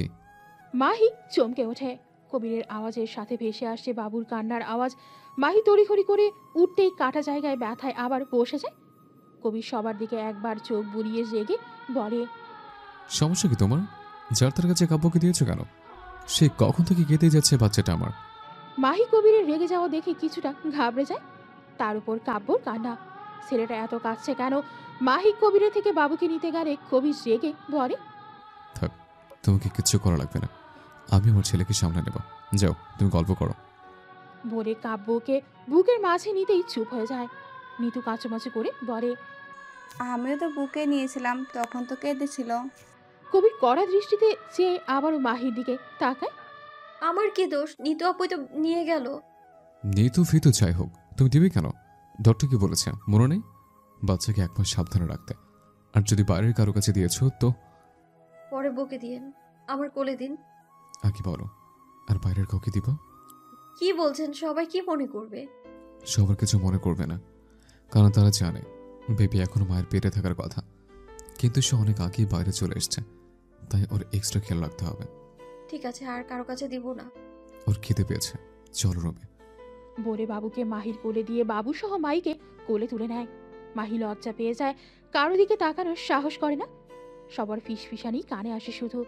কাজল বেগম মুচকি হেসে সবার সাথে কথা বলতে শুরু করে। তা ভাবি, ছেলে তো দেখছি বউ পাগল। পরে আবার মাকেই দেখবে না দেখছি। এখনকার ছেলেরা বউ পেলে সব ভুলে যায়। আমি চাই আমার ছেলের বউ পাগল হোক, মা পাগল ছেলে আমার চাই না। কি যে বলেন ভাবি। সত্যি বলতে আমি আমার ছেলের বউ নিয়েই খুশি। শান্ত শিষ্ট, একদম আমার বদমেজাজি ছেলের জন্য পারফেক্ট। মাহি ছেলেকে নিজের বুকে চেপে ধরে আছে, মনে হচ্ছে কেউ নিয়ে চলে যাবে। একদম ছোট্ট একটা জান। কবির মাহির দিকে একবার তাকিয়ে বলে, হয়েছে ওর খাওয়া, দাও এবার আমার কাছে, ওকে দিয়ে আসে। মাহি চমকে উঠে বলে, দিয়ে আসি মানে কি? আপনি না বললেন কারো কাছে না দিতে? কারো কাছে না দিলে কি চলবে? তুমি তো চলে। কিসের চলে যাব? আমি কোথায় চলে যাব? শুনেন, আপনি একটা কেন 10টা বিয়ে করেন, কিন্তু আমার বাচ্চা আমি কাউকে দেব না। রেগে বলে, আমার বাচ্চা আমি কাউকে দেব না। সেখানে তুমি মেয়েকে বিয়ে করো বা কাউকে করো। আমি কেন মেঘ ভাইয়াকে বিয়ে করতে যাব? আমার সংসার ছেড়ে কেন যাব? দরকার পড়লে আপনি চলে যান। আজও আমি কেন যাব? এটা আমার বাড়ি। এটা আমারও বাড়ি। তুমি তো আমাকে স্বামী মনেই করো না। তাছাড়া শত অনুসারে তুমি তো চলে যাবা। আমি চলে গেলেও আমি আমার ছেলেকে নিয়ে যাব। এই তোরা কি শুরু করলি বলতো? আর তোরা এসব কি বলছিস? আমার ছেলে আমার ছেলে। ছেলে কোথায়? একার হয় না, হ্যাঁ, দুজনেরই ছেলে। তোরা যদি বাড়াবাড়ি করিস তো কাব্যকে আমি নিয়ে চলে যাব, আর তোরা যাকে ইচ্ছে তাকে বিয়ে করবে। তাছাড়া মাহি না হয় ছোট, কিন্তু তুই তো আর ছোট না যে এভাবে ঝগড়া করিস। কবির আর কিছু না বলে বেরিয়ে যায়। কবিতা মাহির পাশে বসে বলে, আমি জানি আমার ভাই অন্যায় করেছে, কিন্তু কবির তোমাকে ভালোবাসে মাহি। বাসে না আপু, তাই তো নিতু আপুকে বিয়ে করবে বলেছে। তোর বাগলি, নিতুকে কেন বিয়ে করবে? নিতু ছোট থেকেই কবিরকে পছন্দ করে, কিন্তু কবির তো তোমাতেই আসক্ত। আমার পাগল ভাইটাকে ছেড়ে যেও না মাহি, তুমি হিনা শেষ হয়ে যাবে। ওর ভুল শুধরানোর একটা সুযোগ দিও। আমি জোর করছি না, যদি তোমার মনে হয় তবেই দিও। কবিতা উঠে চলে যেতেও আবারও বলে, এতদিনে কি আর আমার ভাইটাকে ভালোবাসতে পারোনি মাহি? মাহি অসহায় চোখে তাকায় কবিতার দিকে, চোখে পানি স্পষ্ট। কবিতা আর কিছু না বলে চলে যায়। মাহি বাবুকে বুকে নিয়ে কান্না করে দেয়। সব কাজ শেষ করে রুমের দিকে আসে কবির। বাকি কাজের স্টাফরা করবে। এখন ঘড়িতে বাজে 4:35। সারাদিনে সব কিছু সামনে প্রচুর টায়ার্ড লাগছে। এখন মাহি আর কাব্যকে দেখলে একটু শান্তি পাওয়া যাবে। রুমে এসে কাউকে না দেখে ভ্রু কুচকায় কবির। কোথায় গেল? হয়তো সবার সাথে আছে ভেবে ফ্রেশ হয়ে আসে। মাহি আর কাব্য কোথায়? কেন, ও তো তোমাদের সাথে ছিল। না তো, মাহি তো নেই। নেই মানে কোথায় গেল? আজ হয়তো আমি দেখছি বলেই কবিতা চলে যায়। পুরো বাড়ি হন্ডে হয়ে খুঁজছে কবির, কোথাও নেই মাহি। কবিরের ভয় হতে শুরু করে, সত্যিই চলে গেল কি? কবির ধপ করে বাগানে বসে পড়ে। হঠাৎ করেই মধুর কণ্ঠে গান শুনে আশেপাশে তাকায় কবির। ছাদ থেকে আসছে আওয়াজ। কবির দ্রুত পায়ে ছাদে এসে দেখে মাহি কাব্যকে গান শোনাচ্ছে আর ঘুম পাড়াচ্ছে। কবির ছুটে মাহিকে জড়িয়ে ধরে। হঠাৎ এমন হওয়ায় মাহি ভয়ে চেঁচিয়ে ওঠে, সাথে সাথে কান্না করে দেয় কাব্য। মাহি হতভম্ব হয়ে আছে। কবির কান্না করছে আর কাব্য। কান্না করছেন কেন, কি হয়েছে? ছাড়ুন, কাব্য কাঁদছে। কবির কিছু না বলে কাব্যকে কোলে নেয়। কিছু না বলে ছাদ থেকে নেমে যায়। মাহি কিছু না বুঝে ধীরে ধীরে নেমে আসে। কবিতা সহ বলতেই মাহি জোরে শ্বাস ফেলে। আপু, আপনার মনে হয় আমি এই অবস্থায় পালাতে পারবো? কবিতা হেসে ফেলে, বলে, কি জানি বাবা, তোমার বরের মাথায় পড়ে গেছে। মাহিও হেসে দেয়। কবিতা মাহির দিকে তাকিয়ে আছে। মেয়েটা হাসে, কম হাসলে বেশি সুন্দর লাগে। যাও দেখো তোমার বর কি করছে। মাহি রুমে ঢুকে দেখে কবির কাব্যকে বুকে জড়িয়ে আছে। কাব্য বাবার বুকে মিশে শান্ত হয়েছে। এতক্ষণ কেঁদে কেটে ভাসিয়ে ফেলছিল। মাহি আস্তে আস্তে হেঁটে খাটে শুয়ে পড়ে। শরীর তার আজ একটু বেশি খারাপ করছে। মাহি আজকের কথা ভাবতে ভাবতে ঘুমিয়ে যায়। কেটে গেছে একটা মাস। কাব্য মাহি দুজনে এখন অনেকটা সুস্থ। কাব্য আগের চেয়ে একটু গায়ে হাতে হয়েছে। ছেলেটা শান্ত হলেও প্রচুর জেদি। রেগে গাড়ি সামলানো কঠিন হয়ে পড়ে।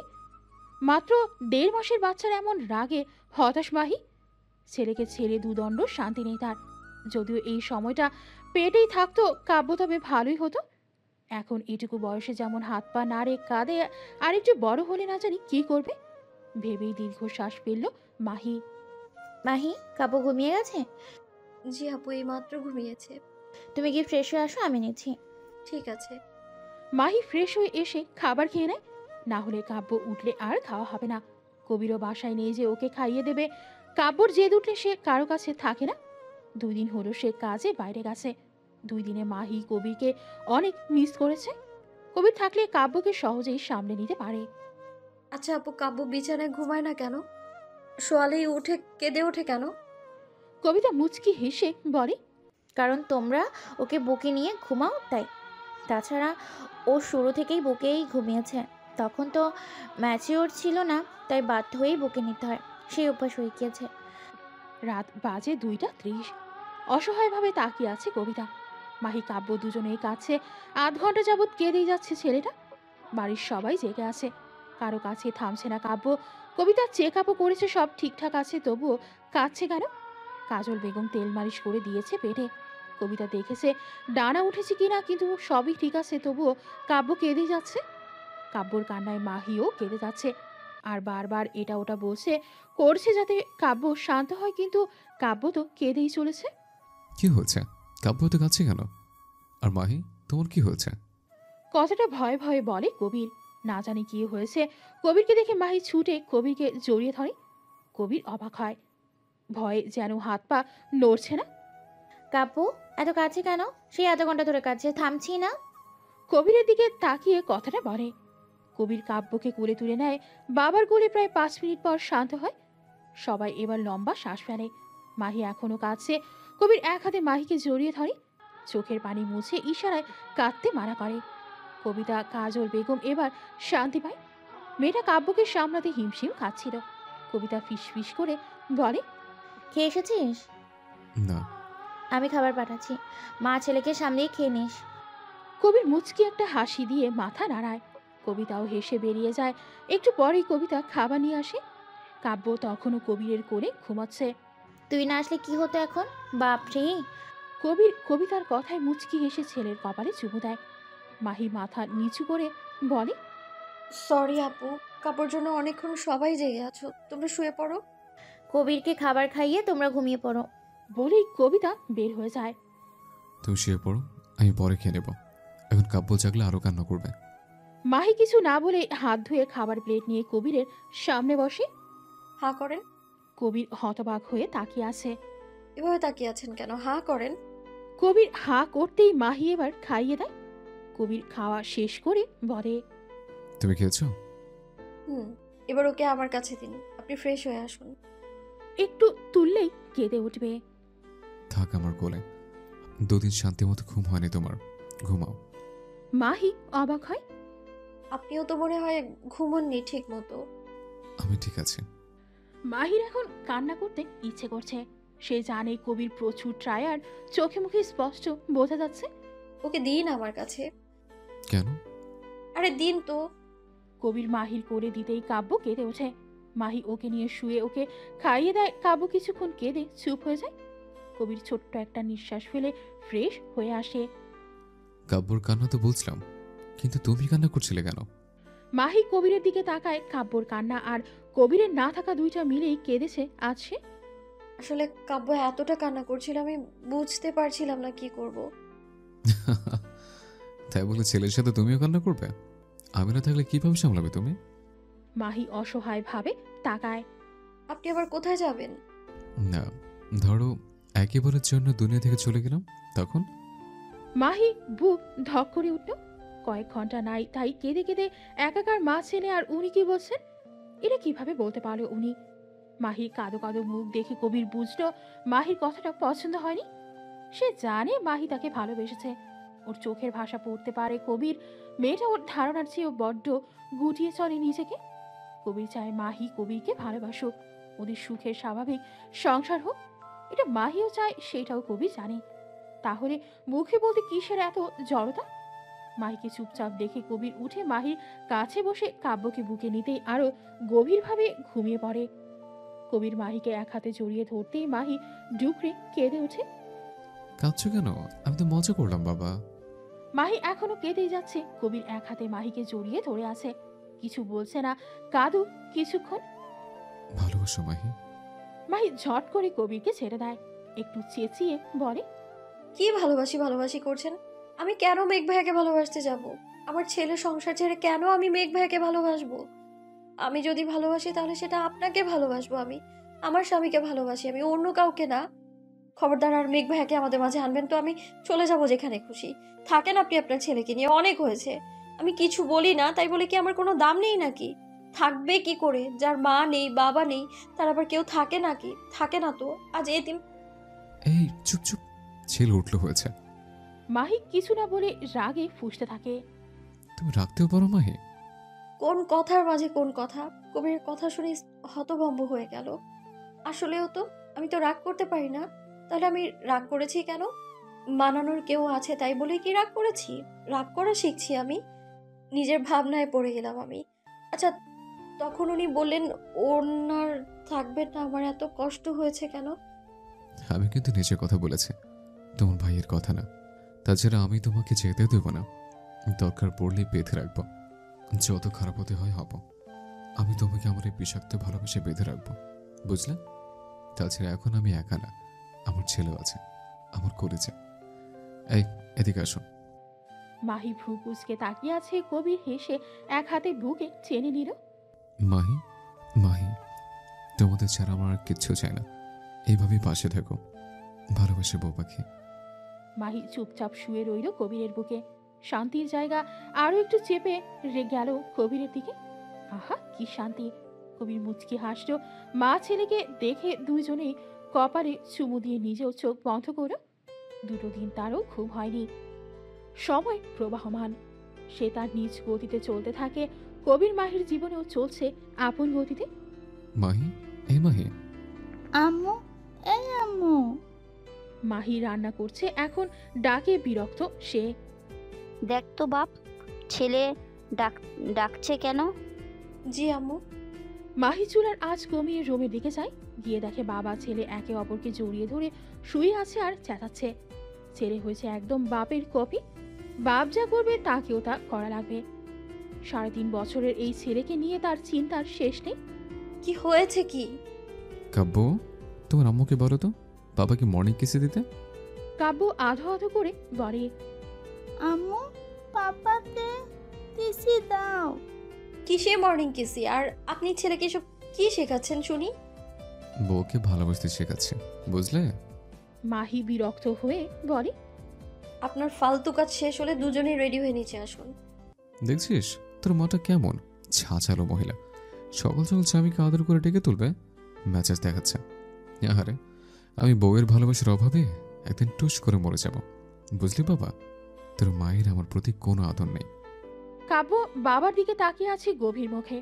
আসলে বোঝার চেষ্টা করছে তার বাবার কথা, কিন্তু তার মাথায় কি এখন এসব কি ঢুকবে? সে শুধু তাকিয়ে আছে। মাহি ছোট্ট একটা শ্বাস ফেলে রুম থেকে বের হয়। এটা কবিরের রোজগারের কাজ, তাকে ডেকে সকাল সকাল ছেলেকে বউকে ভালোবাসা নিয়ে নীতি বাক্য শোনানো। এই যে মাহি সকালে ভালোবাসার পরশ দিয়ে উঠে, এটা কবিরও জানে।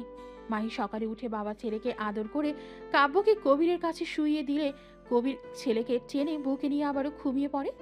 এই দৃশ্য দেখে রোজই একটা ভালো লাগা কাজ করে মাহি। কবিরের উদ্দেশ্য হলো ঘুম থেকে উঠেই বউ ছেলেকে একসাথে দেখে এতে নাকি দিন ভালো যায়, তাই রোজ শুয়ে থেকে এভাবে ডাকাডাকি করে। মাহি খুব বিরক্ত করে বসে আছে, সেই কখন ফাংশন শুরু হয়েছে, লোকজন আসতে শুরু করেছে, কিন্তু এই বাপ ছেলের কোনো খোঁজ নেই। আজ কবিতার 7 মাসের অনুষ্ঠান, প্রায় 7 বছর পর তার কোল আলো করে একটা শিশু আসছে, তাই বেশ বড় করেই অনুষ্ঠান করা হচ্ছে। কবিতার বড় একজন ডক্টর, খুব শান্তশিষ্ট মানুষ, অমায়িক ব্যক্তিত্বের মানুষ তিনি। এই যে বিয়ের এত বছর পরেও বাবু না হওয়ার দোষ কিন্তু কবিতারই ছিল, তবুও কখনো একটা টুস শব্দও করেনি। আশেপাশে হাজারো মানুষের কথায় তিনি স্ত্রীর প্রতি অতটুকু অভিযোগ করেনি। কবিতা আসামকে আরেকটা বিয়ের কথা বলে সে কি রাগ? শান্ত মানুষের রাগ ভয়াবহ হয়। মাহির সাথে তার সম্পর্ক বেশ রমরমা, ছোট আপু বলে ডাকে তাকে আসাম। আবার মাঝে মাঝে বিয়ানও বলে। তার মেয়ের সাথে নাকি কাব্যর বিয়ে দেবে, এসব শুনে কবিতা বলে যদি ছেলে হয়। আসাম বেশ কনফিডেন্সের সাথে বলে, জি না বেগম সাহেবা, আমার তো আমার মতো একটা পিচ্ছি কবিতাই চাই, তাছাড়া ছেলে হলেও সমস্যা নেই, মাহির মেয়ে হলে দরকার পড়লে তার সাথে বিয়ে দেব। মাহি তখন হো হো করে হেসে ওঠে। কবিতা আর আসামের দিকে তাকিয়ে কথাগুলো মনে পড়ে মাহির। অজান্তেই হেসে ওঠে, আল্লাহর কাছে প্রাণ ভরে দোয়া করে তাদের 3 জনের জন্য।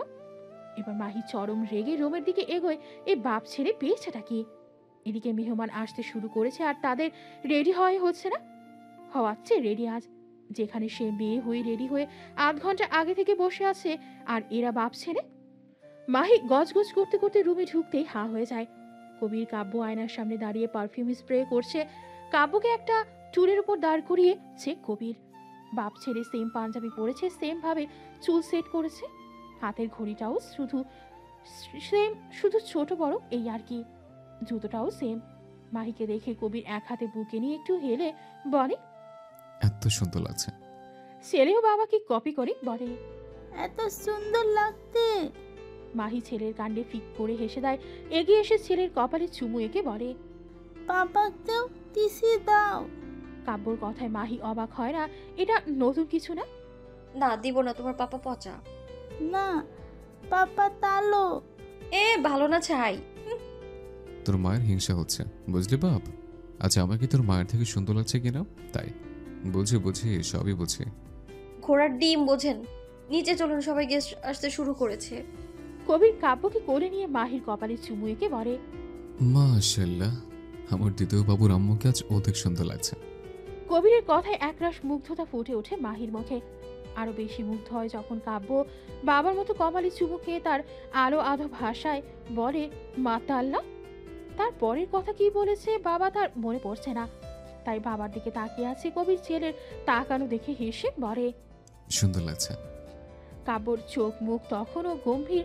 তার বাবা যে এই 2 শব্দ বলেনি তা সে জানে। কবির ছেলের এমন তাকানো দেখে শব্দ করে হেসে ওঠে, সাথে মাহিও হেসে দেয়। মাহি, কবির, কাব্য নিচে আসতেই সবাই হা করে ওদের দেখে এত সুন্দর লাগছে তাদের। এই সুন্দর দৃশ্য আরো একজন মানুষ মুগ্ধ হয়ে দেখছে। মেঘ মাহিকে না পাওয়ার বেদনা তার জীবনে হাহাকার সৃষ্টি করে একরাশ ব্যথা তৈরি হয় এই বুকের মাঝে। তবুও যখন মাহির হাসি খুশি ভরা মুখটা দেখে তার ভালো লাগে। ভালোবাসলে তাকে পেতে হবে বলে এমন কিছুতে নেই। এই যে সে সুখে আছে, ভালো আছে, এটাই তো অনেক। তাছাড়া কবিরের মতো ভালোবাসার একজন মানুষ পেয়ে সেও কম নাকি না। মামু। মেঘকে দেখে কাব্য গুটি গুটি পায়ে ছুটে আসে। মেঘ কাব্যকে কুলে তুলে হাতে বড় বড় 2টো চকলেট দেয়। এইটুকু হাতে চকলেট নিতে না পেরে বুকে নিয়ে জড়িয়ে ধরে। তা দেখে কবির এগিয়ে আসে। মেঘ আর কবিরের টুকটাক কথার মাঝে মাহি এসে কবিরের পাশে দাঁড়ায়। ভাইয়া ভাবিকে নিয়ে আসলে না যে? তোর ভাবি মায়ের বাড়ি আসতে চেয়েছিল, কিন্তু এই অবস্থায় জার্নি করে আসাটা ঠিক হবে না, তাই রেখে এসেছি। মেঘ ১.৫ বছর হয়েছে বিয়ে করেছে, পরিবারের জোড়াজুড়ি আর মাহির কথায়। কারণ মাহি এখন অন্য কারো। তাছাড়া মাহি নিজে বলেছে সে কবিরকে ভালোবাসে।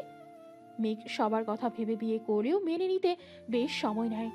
সব জেনে কোনো দ্বিমত পোষণ করেনি। অনামিকা ভালোবাসা হারানোর যন্ত্রণা সে বোঝে, তাই মেঘকে সে সময় দিয়েছে। ধীরে ধীরে দুজনেই একে অপরকে মেনে নিয়েছে। তাদের বিয়ের ১০ মাসের মাথায় মা বাবা হওয়ার সৌভাগ্য হয় তাদের। এখন সে ৮ মাসের প্রেগনেন্ট। অনুষ্ঠান শেষে সে তার রুমে চলে গেছে। ছেলেকে বিছানায় শুইয়ে চারপাশে মাহিকে খোঁজে কবির। ব্যালকনিতে শাড়ির আঁচল দেখে সেখানে গিয়ে পেছন থেকে জড়িয়ে ধরে। মাহি বিচলিত হয় না। মাহি জানে কে, তাই ক্লান্ত শরীরটা এড়িয়ে দেয়। কবির ২ হাতে জড়িয়ে নেয়।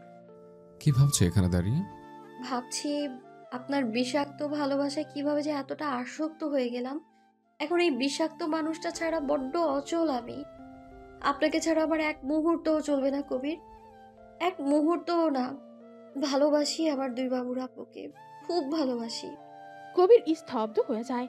এত বছরে আজ প্রথম মাহি নিজে থেকে এত আবেগ মিশিয়ে ভালোবাসি বলেছে। এর আগে একবার রেগে বলেছিল যেদিন কবির দ্বিতীয় দিন পর ফিরেছিল, আর সেদিন কবির বলেছিল ভালোবাসো মাহি। সেদিন অন্যভাবেই তবে স্বীকার করেছিল সে কবিরকে ভালোবাসতে শুরু করেছে। কবির কিছু বলছে না দেখে পিছু ফিরে কবিরের উজ্জ্বল মুখটা দেখে মুগ্ধ হয় মাহি। দেখেই বোঝা যাচ্ছে সামান্য একটু কথায় কতই না খুশি লোকটা। খুশিতে কিছু বলতে পারছে না। মাহি কবিরকে আরো অবাক করে দিয়ে সারা মুখে ভালোবাসা লেপ্টে দেয়। ভালোবাসি বর্মশাই। কিছু ভালোবাসা বিষাক্ত হয়ে শুরু হলেও সেই ভালোবাসায় আসক্তি খুব সুন্দর হয়।